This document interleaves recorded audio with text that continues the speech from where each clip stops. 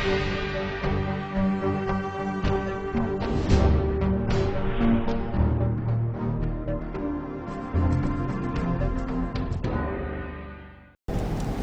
Vindhya times के news bulletin में आपका स्वागत है और आपके साथ मैं आशुतोष तिवारी। बात करते हैं बुलेटिन की पहली खबर की। दुनिया भर में कोरोना से संक्रमित मरीजों की संख्या लगातार बढ़ रही है। लोगों में इस वायरस को लेकर काफ़ी दहशत भी है। हालांकि कई लोग इलाज के बाद ठीक भी हो रहे हैं, लेकिन संक्रमण अपने आप में घातक है। सरकार की ओर से मरीजों के रखरखाव और सुरक्षा के लिए राहत पैकेज दिया जाता है, लेकिन इसके बावजूद प्रशासन की नाकामी सामने आती ही रहती है, जिससे संक्रमण का खतरा और भी बढ़ जाता है। रीवा में एक ऐसी ही खबर सामने आई जहां संजय गांधी अस्पताल से एक संक्रमित मरीज फरार हो गया। संक्रमित मरीज अस्पताल प्रशासन की आंखों में धूल झोंककर चकमा देते हुए अस्पताल से निकलने में कामयाब हो गया। बताया जा रहा है कि संक्रमित मरीज सिमरिया वार्ड क्रमांक 15 का निवासरत है। मरीज का आरोप है कि अस्पताल में उसे पीने का पानी तक नहीं दिया जाता था, जिसके कारण वह भागकर चला गया। संक्रमित मरीज ऑटो में बैठकर फरार हुआ। इस बीच ऑटो की सवारी भी संक्रमित मरीज के द्वारा की गई। ऐसे में जाहिर है कि ऑटो चालक भी संक्रमित हो सकता है। संक्रमण का खतरे बढ़ने के साथ ही अब प्रशासन की परेशानी भी बढ़ गई है और प्रशासन की व्यवस्थाओं पर अब कई सवाल भी खड़े होने लगे हैं। देश में कोरोना संक्रमित मरीजों की संख्या 17 लाख के पार पहुंच गई है। दिनों दिन कोरोना का संकट गहराता जा रहा है, तो वहीं रीवा में भी संक्रमितों के मिलने का सिलसिला लगातार जारी है। आज एक बार फिर रीवा में 12 कोरोना संक्रमित मरीज पाए गए हैं। कल देर रात तक की रिपोर्ट में 18 कोरोना संक्रमित मरीजों की पुष्टि प्रशासन के द्वारा की गई है, जिसके बाद आज प्रशासन के द्वारा मरीजों के रिहायशी इलाके को कंटेनमेंट एरिया में तब्दील कर दिया गया है। कल देर रात तक की रिपोर्ट में 2 जूनियर डॉक्टरों की रिपोर्ट पॉजिटिव पाई गई है। इसके साथ ही महिला आरक्षक के साथ साथ मझियार हाउस में भी कोरोना दस्तक दे चुका है। हिंदू धर्म की मान्यताओं के अनुसार गाय को माता के समान माना गया है। कहा जाता है कि गाय में सभी देवी देवताओं का वास होता है। इस देश में गौ हत्या के खिलाफ कई सख्त कानून भी बने हैं, लेकिन फिर भी गाय की बेरहमी से हत्या करने का मामला अभी भी सामने आता रहता है। एक ऐसा ही मामला रीवा के देवसर से सामने आया है। स्थानीय द्वारा बताया गया है कि ग्राम देवसर में रामजी शुक्ला, जो पेशे से किसान हैं, इनकी गाय रात 11 बजे अचानक छूटकर कहीं दूर चली गई थी। वहीं रामजी शुक्ला को पता चला कि गाय छूटकर कहीं चली गई है, तब ढूंढने का प्रयास किया गया और गाय को मृत अवस्था में पाया गया। व्यक्ति के द्वारा अपने ही गाँव के एक शख्स के ऊपर गाय की हत्या का आरोप भी लगाया गया है। देश में कोरोना काल के दरमियान सफाई कर्मियों को कोरोना वॉरियर के तौर पर देखा जाने लगा, लेकिन सफाई कर्मी किन परिस्थितियों में काम करते हैं और काम करने के दौरान संसाधन का कितना अभाव रहता है, इसका अंदाजा हर कोई नहीं लगा सकता। शहर में सफाई कर्मचारी बगैर संसाधन के सफाई कर रहे हैं और उन्हें नगरपालिका से कोई सुविधा उपलब्ध नहीं हो रही है।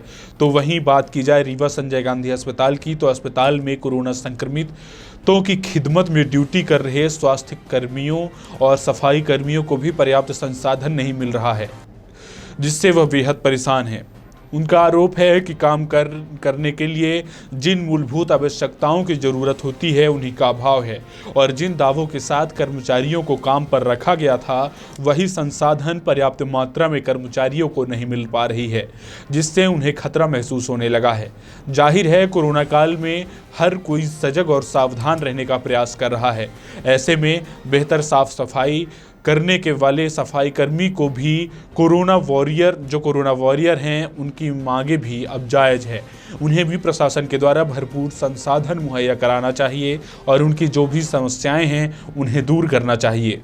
पुलिस अधीक्षक रीवा राकेश सिंह के द्वारा तराई अंचल के अतरेला एवं अन्य थानों का औचक निरीक्षण किया गया, जिसमें अतरेला थाने के मौजूद एसडीओपी डभौरा टीपी सिंह, थाना प्रभारी अतरेला अभिषेक पांडे व पुलिस बल मौजूद रहा। पत्रकार वार्ता के दौरान पुलिस अधीक्षक रीवा ने बताया कि कोरोना महामारी की वजह से लॉकडाउन में थानों का निरीक्षण करना पड़ा व तराई अंचल हमारे जिले का महत्वपूर्ण स्थान है तथा उत्तर प्रदेश की सीमा से लगा हुआ है। हमारे संवाददाता सुभाष मिश्रा ने पुलिस बल की कमी पर चर्चा की।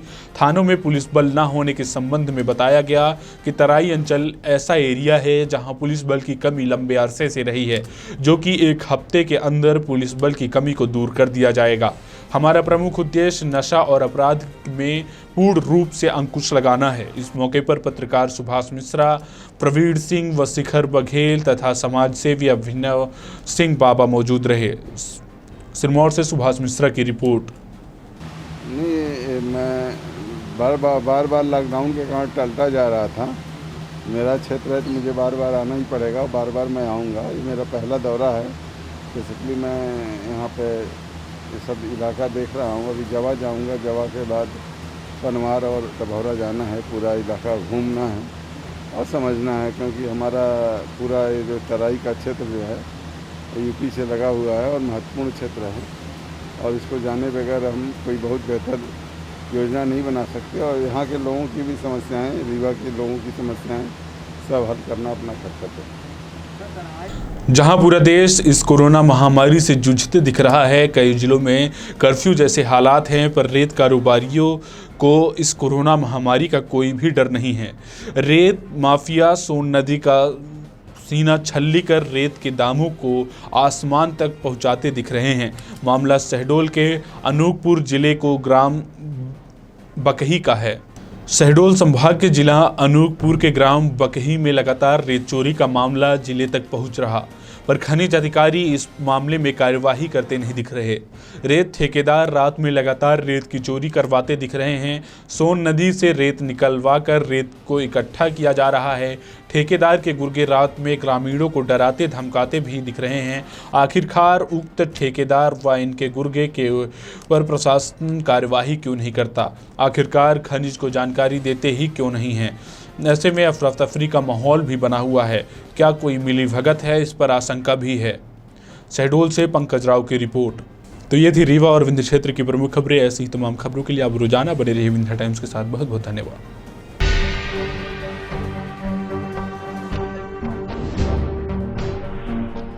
VT Bulletin sponsored by Uttam Singh Academy.